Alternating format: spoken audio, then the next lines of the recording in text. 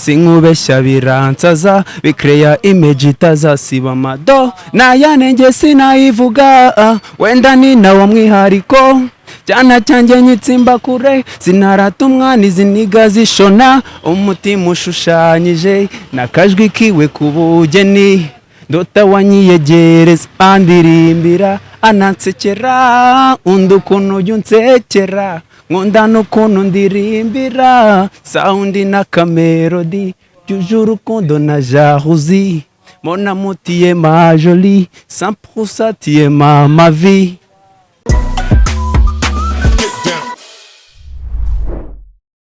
Hey guys, this is Transit Line TV. Umunyamakuru ni Butera ashya nk'ibisanzwe tumaze igihe kinini mwana tubuze ariko tuba dushaka ibintu byinshi byiza kandi bituma dutera imbere umunsi ku munsi. Nk'ibisanzwe rero uyu munsi ndi kumwe n'umutumirwa ariko hagati aho ngaho nizere ko umuntu wese ukurikira Transit Line TV umeze neza kandi ni mutameze neza ibyiza biri imbere nyagasani akorohereze mu rugendo urimo rwo rwose kuko iyo wizera Imana ugakora cyane mu byo ukora ibyiza byose biba biri imbere.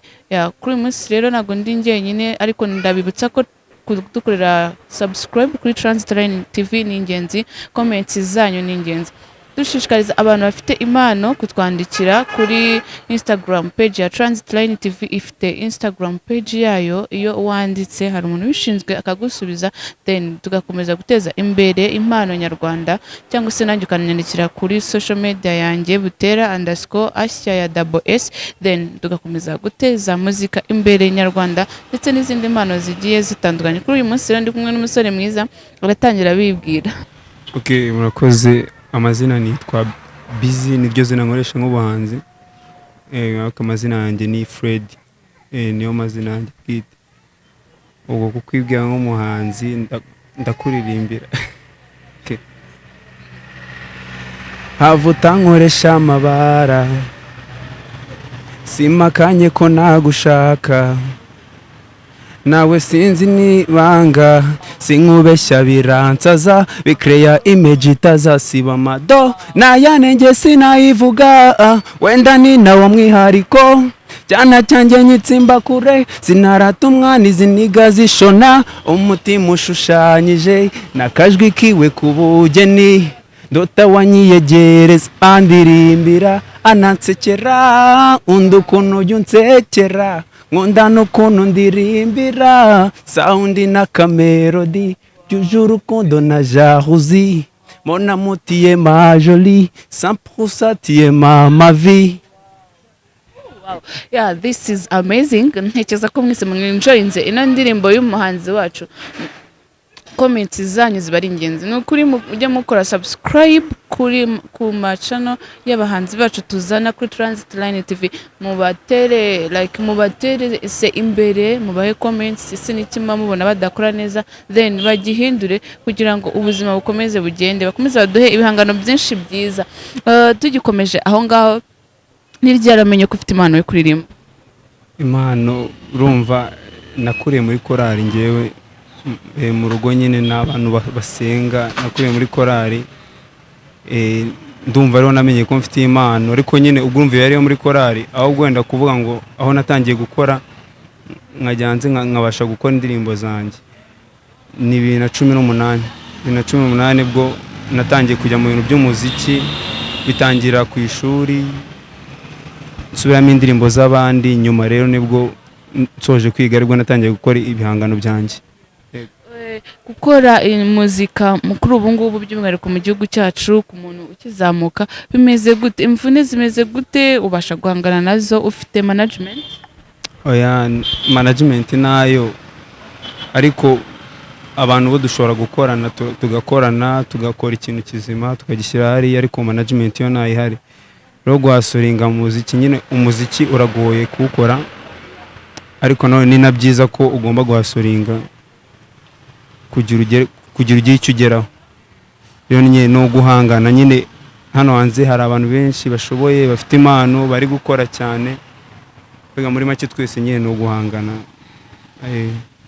ni hari abahanzi ubusanga tuvuge umuntu yireferaho cyangwa se sino ku bintu bijyanye n'ubuhanzi ku kintu cyose umuntu akora by'umwihariko ikintu kijyanye na tala umuntu wese agira abantu yireferaho kugira ngo abashe kuba yakora neza umwuga we akazi kiwe mu gihe abona hari ibintu bafite ashobora kwigira wowe wigira kuri urumva niga nayo mfite umuhanzi abahanzi nagenderagaho ariko ubu ngubu mpamya ko umuntu wese ukoze igihangano cyiza kigasohoka kumva ni cyiza nyine nawe hari ikintu kiguhinduraho kumva uracyishimiye niko ubu bimeze ariko mbere nireferaga ku bahanzi nyarwanda nyine bamwe na bamwe harimo n'abanzi harimo Amalon harimo SOCIAL MULLA ariko hanze ya Lantown sinzi no muri Nigeria na Nastis nabo ngabo nireferagaho yego ubona SOCIAL MULLA iki arusha abandi bahanzi ku buryo ushaka kuvuga ati reka umuhitemo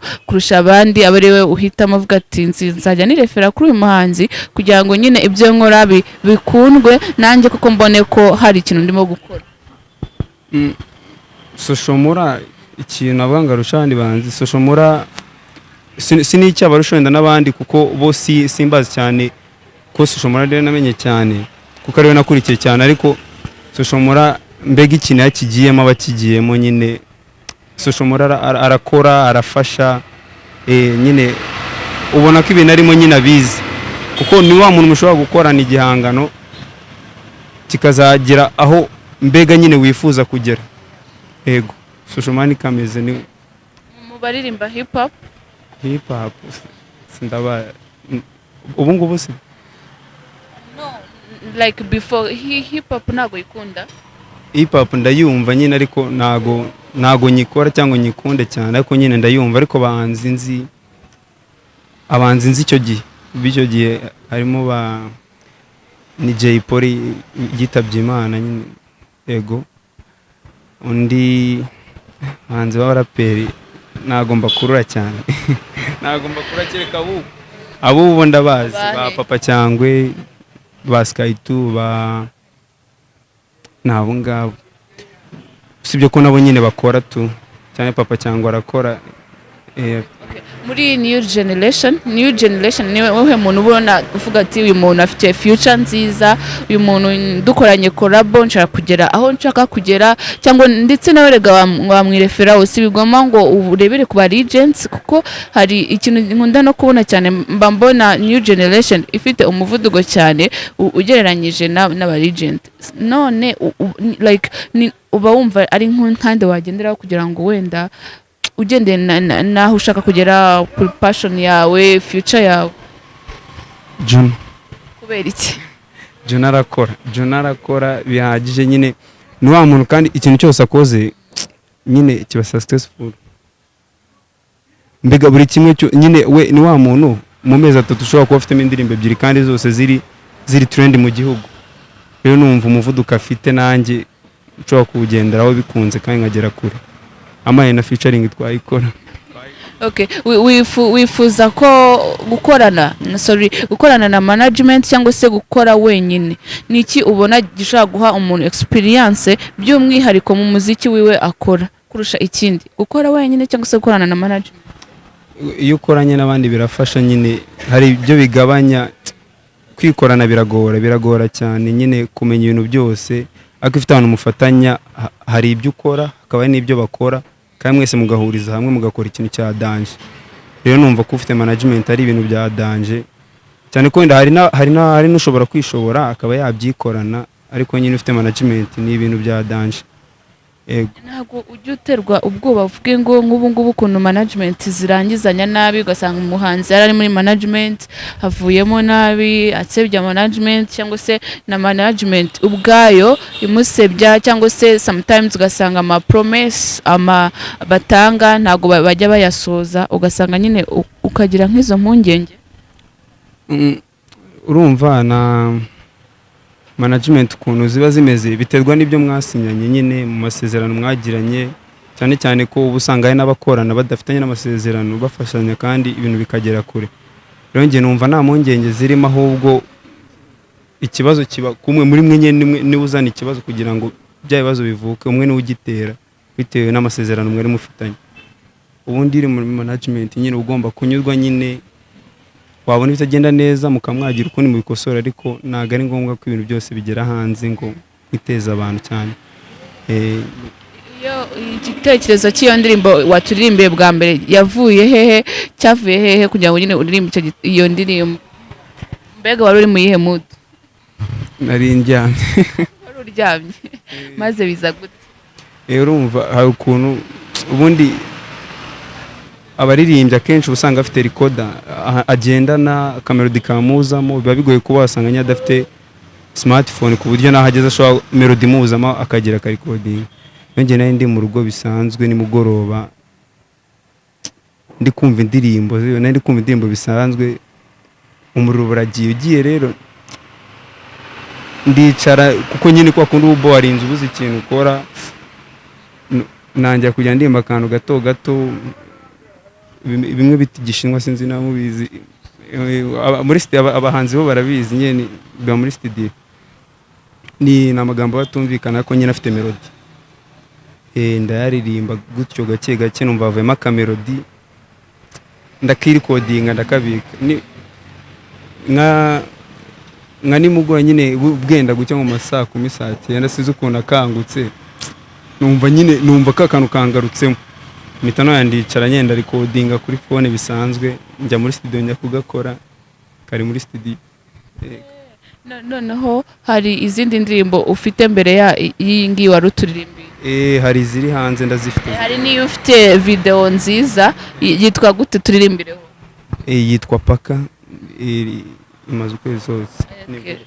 Yitwa Paka bazayigushirire ku kiganiro. Paka bazayigushire ku kiganiro then abantu bazayirebe mu moye comments mukore subscribe kuri nuza kuri YouTube yawe yitwa gute? Yitwa Busy ya IZY kuko hari ukuntu abantu babyitiranya bakavuga ngo Busy nyine basanzwe bazi ariko ni BIZZY. N'umuntu butumva ikinyarwanda nawe bivuge mu kinyarwanda kugira ngo yashuwa channel yacirebwa n'ingeri nyinshi mu kinyarwanda ni ba na i naza na ya. Nuko mugende murebe iyo ndirimbo yiwe Mpaka muyisharinga inshuti zanyu mukore comments maze mukomeze mutereza imbere dore afite impano kandi nziza agiye kuyituririmbira yani. Uyu munsi ndashaka ubiteka ndumva mbyukanya akanyamuneza mbe mukunza hurise ni nkuko ndumva mbyukanya akano ko kujyana hano nkakwereka abantu amini warasey gira uko nyine ubikora akazi k'uyu munsi ukange mwiyerekera umuryango dusoreze mu kirambi dore nagikwe n'ubundi kandi nako nakuzi gira unyoboke nawe ubwawe nako nutanzi reka twiyubakire umuryango iyo misango isanzwe izaza ako kantu ko ni sawa sawa sawa sawa chuma paka na mpaka paka paka paka. Yes. Wow, nizere ko muri kubona ko uyu muhungu afite impano kandi kumuteza imbere nta kundi nuko murebera ibihangano bye mugasharinga inshuti zanyu mukamuha comments icyo mubona nyine kitagenda neza then akagindura ibintu bikarushaho kumera neza cyane. Iyo bavuze Miss Rwanda nta muntu ugomba kuza hano ngo igisubizo nagisubize. Iyo bavuze Miss Rwanda abonye ifasha iki abana b'abakobwa mu Rwanda ndetse natwe abagenerwa bikorwa bayo baba bayireba ubone tumari iki muri rusange? Urumva nkuko bavuga nyine nkuko bavuze ngo ladies first sibyo. Urumva nyine mu Rwanda birabyari bikeneye kugira ngo nyine umwana w'umukobwa atezwe yari umuntu nyine uhora inyuma n'ubundi. Rero ikintu ishobora kwitumara nk'abanyarwanda nyine ituma nyine bashya mu bikorwa ibyo bavuze n'umukobwa nyine akagira ijambo mu bikorwa bigiye bitandukanye. Bimwe bavuga ko ari iby'abahungu gusa n'abakobwa bagomba kubikora nyine ikanagera hanze y'igihugu n'abandi bakayimenya kuko impamya ko Miss Rwanda ikintu yigisha n'abanyamahanga bagiye batandukanye nabo bakamenya agaciro k'umukobwa. Yego.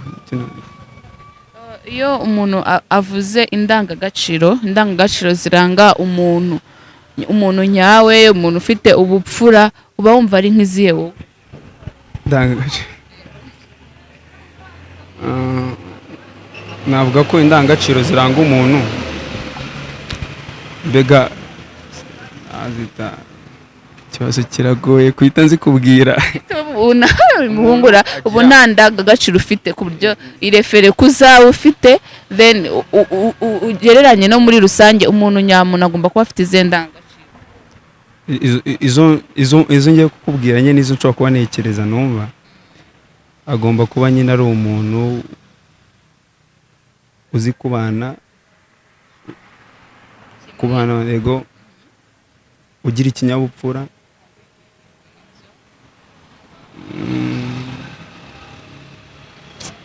kamubwiriza izo zonyine biranangaje.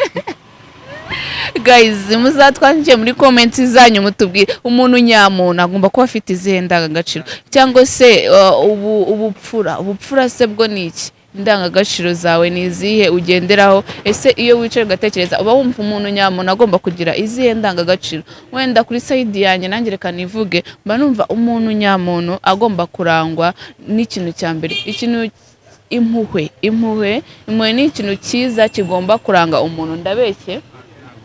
Muzaba ufite nako gashira. Yego akakirinda like kubeshya no guhemuka. Yego nta muntu utabeshya, nta muntu uri perfect, ariko hari ikintu ushobora kubeshya kikakwicira ejo hazaza ndetse kikahicira n'uwo ukibeshye, sibyo ra?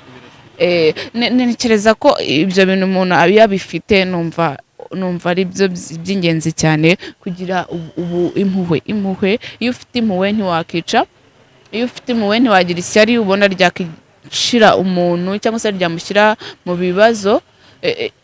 Iyo uvugisha ukuri sometimes birafasha, ari wowe biragufasha ndetse n'abakwegereye nabo bikabafasha. Impamvu narivuze iki kintu, hari twebwe urubyiruko sometimes dukunda gutandukira ku ndangagaciro dukwiye kugira, ego nk'urubyiruko, ariko biba ari byiza kugira abantu batwigiriye hafi bakadufasha tukibukiranya, kubera ko ikiganiro The Hustle nicyo kintu mba numva nyine urubyiruko, ariko by'umwihariko kuko urubyiruko nitwe bantu benshi mu gihugu cyacu, then iyo tugize Imana tukibukiranya tugafashanya biba ari ibintu byiza cyane. Nihe ndirimbo ukuyemo indirimbo zawe iri kugufasha muri iki gihe? Mu zigezweho? Yego, mu zigezweho indirimbo iri kumfasha ndi kumva cyane inana ya Chris Easy. Uyikundira iki? Nihe party ukunda like itajya uhaga ukitangira? Ndayitangira neza, narayikunze cyane. Ariko ubusanga muri iki gihe abamama bakuze, abapapa bavuga ati se koko n'abahanzi babaho, ugasanga nk'umubyeyi yumvishe nyine unese ngo uyu muhungu ngo ashatse ngo kuririmba iki, ugasanga nyine umubyeyi avuga ati abahanzi bari abakera. Wowe ibyo bintu bifata gute? Urumva kera hari amagambo nabo bajyaga bavuga wenda turi abana ntitubashe gusobanukirwa. Ubu rero aho isi igeze bavuga ibyo natwe dushobora gusobanukirwa, urubyiruko rugenzi rwacu, ariko si ukuba ko baba barataye umuco cyangwa ngo abanzi bari abakera. Nyine niho isi igeze. Urumva mbere hari nk'ijambo umuntu ashobora kukubwira nka kuri umubwiye ngo indangagaciro, ubwo rero hari ijambo umuntu ashobora kukubwira nturyumva, ariko ubu ngubu nyine imiririmbire igezweho cyangwa amagambo agezweho najyana n'igihe turimo nyine, ariko bitavuze ngo n'abakera byari bagiranye. Iyo uganiriye n'abantu bakuru cyangwa ukagira amahirwe yo kwicarana n'abantu bakuru, uba usanga bavuga ati abana b'ubu bishora mu biyobyabwenge, bishora mu busambanyi. Ubona wowe ari iki kibitera? Rero kwishora mu biyobyabwenge akenshi usanga nyine nk'uko tubyumva biterwa n'ikigare ubamo, aho wakuriye, ibintu nk'ibyo nibyo bishobora kuba bitera nyine kuba wajya mu biyobyabwenge, cyangwa n'ubuzima wabayemo nabyo birashoboka, kuko cyane ko n'abantu bashobora kuba bafite ibiyobyabwenge atari uko nyine ari uko aba yarabishatse, ari ubuzima yarahuye nabwo cyangwa ibindi bintu yahuye nabyo bigatuma yishora mu biyobyabwenge kugira ngo abe yakibagiza bya bibazo. Nuko nk'uko biba bimeze, ariko mpamya ko nyine ntago umuntu wese ubijyamo ari uko aba bikunze yego kuko nabo babijyamo babizi ko byangiza yego.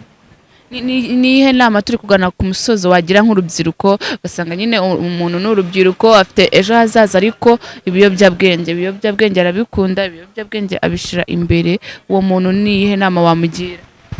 Icyo namugira ntago ibiyobyabwenge ari byiza, wenda sindabigeragezaho ariko iyo wumvise nka stories z'ababigerageje cyangwa ukumva ukabona ababigerageje uko bameze nyine hari aho bigukora ukumva nye birababaje cyane kuko ujya wumva nawe umupasiteri nawe wabifataga tuyatumwumva yitwa gutera muzamutwibutse ya nanjye ndamufana. Rampasiteri nye arabisobanura neza, nta cyiza cy'iyobyabwenge. Umuntu ushaka gutera imbere, umuntu ushaka kugera kure aho yifuza, ntago namugira inama yo gufata ibiyobyabwenge, ni bibi. Turi kugana ku musozo w'ikiganiro cyacu, na indi ndirimbo ufite ngo uturirimbire? Indirimbo ziri studio zigiye gusohoka. Zigiye gusohoka. Ego afite ibikorwa bye, afite indirimbo ziwe, n'ukuri nizisohoka muzazikurikirane, muzisharinge, mutange comments. Umunyamakuru we yari Butera Asya, nk'ibisanzwe subscribe yanyu ni ingenzi, comments zanyu ni ingenzi. Nongera kubwira abana bafite impano cyangwa se n'abantu bakuru zitandukanye kuba wifuza ko abanyarwanda bazimenya, kutwandikira then tukagusubiza. Ngenda subiza cyane mbamari iyo uri kuvuga ibijyanye n'akazi, then tukabasha kuza tukamurikira abanyarwanda iyo mpano yawe. Nawe umenya aho ibyiza bituruka, nawe umenya ngo support ikwiye wayikura hehe, then no trying, keep trying. Kandi nababwira nawe ndashimira Transit Line, nkashimira nawe nk'uko ubivuze umuntu yakwandikira amusubiza ego. Ikindi nkashimira n'abanyambitse bagenda neza cyane, akoze cyane. Ubwo bagende barebe Juma official style, ni we nyine nyiri cyangwe ego. Bagiye bamurebe, abambike, bamuhamagara abambike nyine kuri Instagram uramusangaho Juma official style. Mugende mukore follow, nyine murebe style akora. By the way, mugende muhite mu style muteze imbere, nga mujye mutezanya imbere. Ni byiza iyo utejeje umuntu imbere ba witeje imbere nawe, kuko iyo misoro byakora havamo imisoro, uwo muhanda ukawugendaho, ndetse nawe ukamenya ibyiza birimo kugenda byaduka rimwe na rimwe. Turi kugana ku musozo, nicyo babwira abakunzi ba Transit Line TV, then tugasoza ikiganiro cyacu. Icyambere ndababwira nyine iyi televiziyo bakore subscribe. Nyine subscribe ntago ari ikintu kirenze, nta kantu kanda gutya, ntago ari kuri urebe indirimbo cyangwa urebe ikiganiro ukanze hasi haba hari umutuku wanditse subscribe na karakanyundo karakazogera na kazogera, ugakurikira ibiganiro bya Transit Line. Nyeka ko nyine ntago ibikorwa bakora ari bibi ku buryo utabareba, tujye tureka amashyari. Na bintu byisi yari mujye mukora subscribe hano, sibanye bavuga ibintu byiza, ibintu bishaka guteza imbere. Ujye uhenda ubihere, ubikande kuri karakazogera k'umutuku, bahe comments. Agako comments nziza, hari abantu bagira ama comment adafite ikintu yubaka abantu muri societe ntibabaho. Natwe barazidu ukuntu usora indirimbo wabuze icyo ukora, wagize ute indirimbo yakuvumye. Biravuna comment ako ziba zinakenewe, nabwo ziba zikenewe ariko zitari nyinshi, bajya baduha nziza. Iyo utumirwa waciye umunsi rwose yarahebuje, afite impano. Nukuri mukore subscribe, muraza kubona mu following. Instagram page yawe yitwa gute yibibutse? Instagram yanjye ni ayo akarongo ayo mu Kinyarwanda uko babyandika. Yego. Following mujye mureba ibikorwa byo imbere y'abandi. This is Transit Line TV, ikiganiro cyo cyari The Hustle. Umunyamakuru ni Butera Asya, nk'ibisanzwe. We love you guys. Abafite impano munyandikire, iyo uvuga iby'akazi ndagusubiza kandi cyane mba mpari amasaha 24 kuri 24. Bye.